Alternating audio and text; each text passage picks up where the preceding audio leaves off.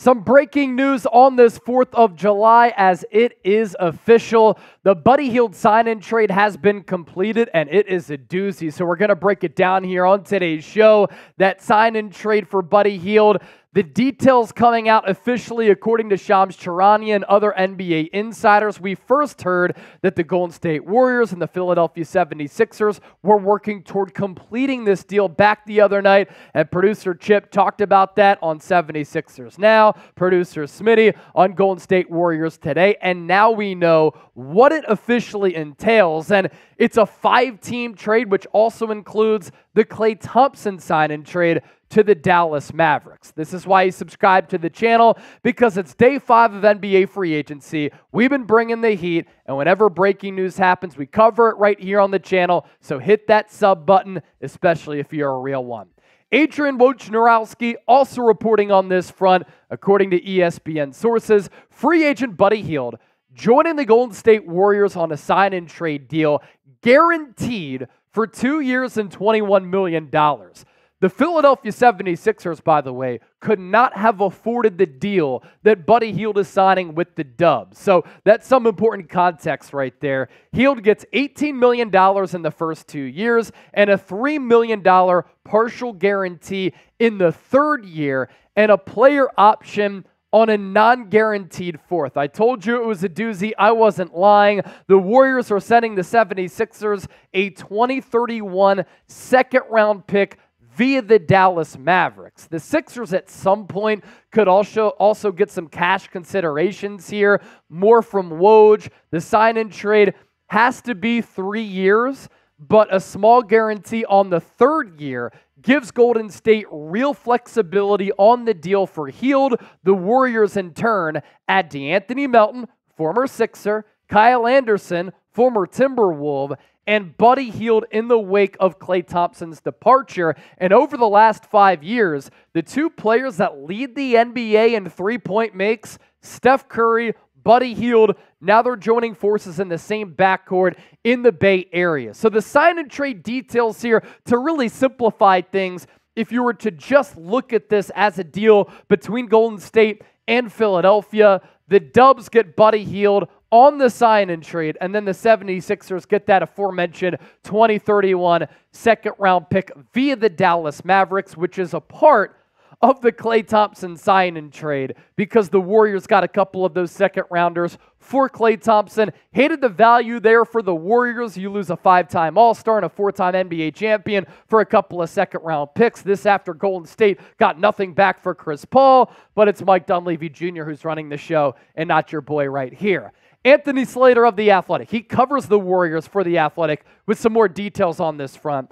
The Buddy Hield deal will be roped into a 5-team trade per sources, stemming from the Klay Thompson move to Dallas, which now makes Kyle Anderson and Hield the combined return to Golden State for Klay Thompson. So you may have looked at Klay Thompson going to Dallas for a couple of second-round picks. That's kind of how I look at it. I look at it as the Golden State Warriors also adding Buddy Hield and Kyle Anderson via free agency. It officially goes down as a sign-and trade. The Hield contract year by year here, and it's interesting value, and I think that when you compare him to Klay Thompson, not the defensive player, of course, that Klay Thompson is, Buddy Hield and Steph Curry combining to make the most three-pointers in the NBA over the last 5 years. I do think that Buddy Hield, from a playmaking standpoint and being able to put the ball on the deck, might give Golden State a little bit more as far as playmaking. And of course, for Philadelphia, the second-round pick going to the Sixers, 2031, honestly, who cares? The Sixers really just helping Golden State facilitate this trade. In year 1 of this contract, Buddy Hield is going to make $9 million. I think that's pretty solid value for the Warriors. Daryl Morey had said, following the season for Philadelphia, that he didn't think that Buddy Hield fit on the Sixers with Joel Embiid once he got back from that injury as well as he had envisioned. So I thought that put the writing on the wall that Hield was not going to return to Philadelphia. I do think that Hield fits a little bit better on that Warriors team than he did on Philadelphia. So to get him at $9 million here in the first 2 years, solid value if it can work out. And then the final year of that contract, $3 million.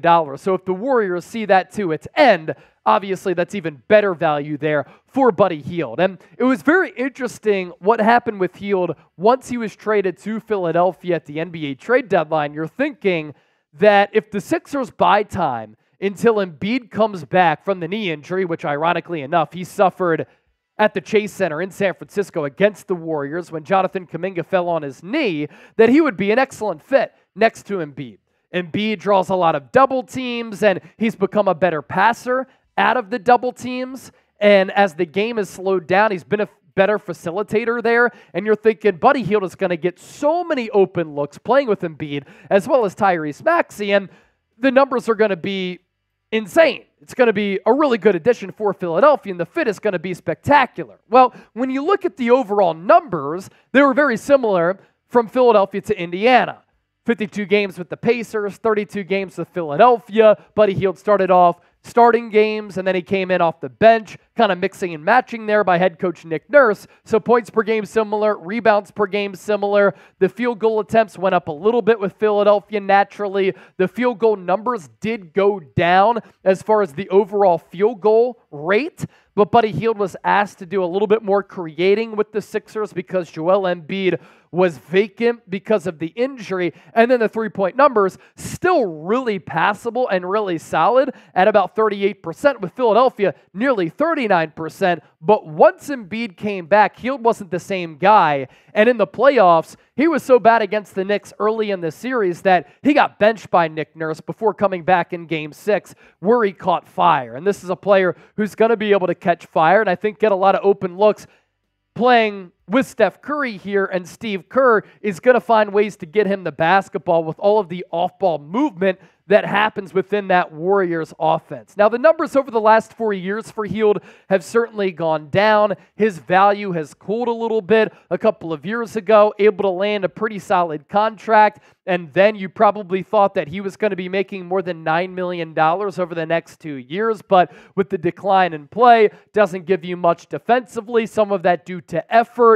The contract does go down, which for Golden State is obviously a win, but to go from 16.5 points per game, 15.5 points per game, 16.8 to 12.1, you see that slight decline. His best three-pointing season did come in 2022-2023 when he knocked down 42.5% from long range. So a volume scorer from distance who's going to have plenty of opportunities to dial up the long ball playing with that Warriors team aside from Steph Curry. His advanced shooting numbers here, I also think this will come into play for Golden State, and they'll be able to yield the advantage of making this move for Hield here because the fit for Philadelphia didn't work out. Catch and shoot three-point numbers, 39%. Corner three, 43.4%. The above the break three-point numbers, 37%. The three-point attempt percentage rate at 66.8. He's really not going to do too much outside of the three, although, like I said, Klay Thompson really just hovers around the three-point arc, whereas Hield, I was surprised with his creation ability with Philadelphia last year, and then the true shooting percentage at 57.8%. From my view, the Warriors had a three-point shooting void left by Klay Thompson's departure. Kyle Anderson, not going to help you in that regard, especially with that ugly-ass jumper that he has. Mine would be better, and Buddy Hield is as good as a spot-up three-point shooter as there is in the NBA. Simply, it comes down to this: a better fit with Golden State than with Philadelphia. You had to find a way to fill that void of the three-point attempts, the off-ball movement, and the overall offensive threat that Klay Thompson left the Warriors with, and Buddy Hield will now fulfill his shoes, or at least try, and it's going to be lofty as Klay Thompson, one of the best two-way players of all time, five-time NBA All-Star from 2015 to 2019, and helped the Warriors win 4 NBA championships. So grade the Buddy Hield sign and trade. For the Warriors, they get another shooter, and they needed that because they lost Klay. For the Sixers, You weren't going to bring back Buddy Hield after the comments from Daryl Morey, so you get a second-round pick and you help facilitate that. Now you have a better business relationship with the Warriors. A, B, C, D, or F, let me know. Join the conversation down in the comment section. Don't forget to hit that subscribe button. Whenever breaking news happens, we have you covered. I'm going to be in Florida over the weekend. Producer Smitty traveling, Jake Chipper traveling as well. But like I said, if breaking news happens, we're going to bring you a video right here on the channel because we're built different.